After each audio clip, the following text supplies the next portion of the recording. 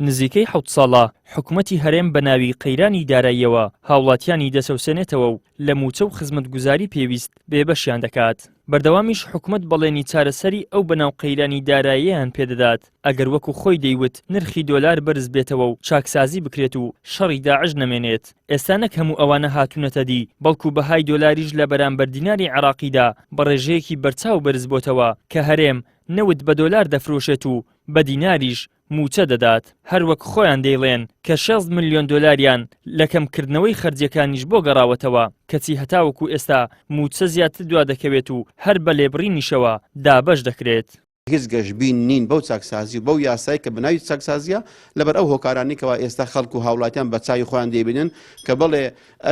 ئەگەر 90 گرام بوو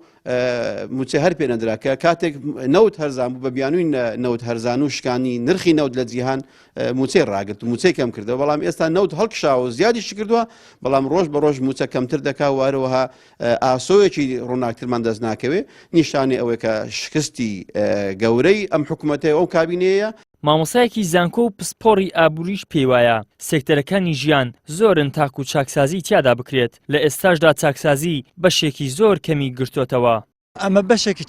چاکسازی کۆمەڵک ڕەهەند و کۆمەڵک یان کە پێرن گشتگیرە یعنی ئەمە بەشێکی چاکسازیمان وەرگرتووە ینی هێستا زۆر چاکسازی تیمای حتا بڵێن لە کۆمەلگامان چاکسازێکی باشی و تەواو و پتەوی پتێدا نەخێر ئەمە بەشێک لە بەشەکانی ژیان و کاری کۆمەلگا حکومەت چاکسازی تێدا کردەوە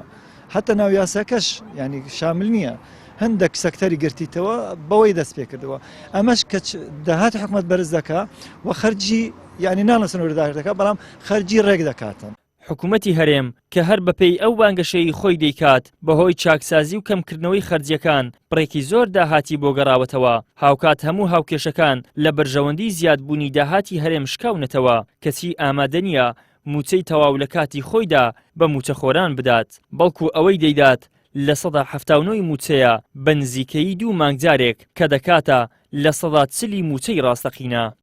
ئیدریس محەممەد کەناڵی ئاسمانی پەیام هەولێر.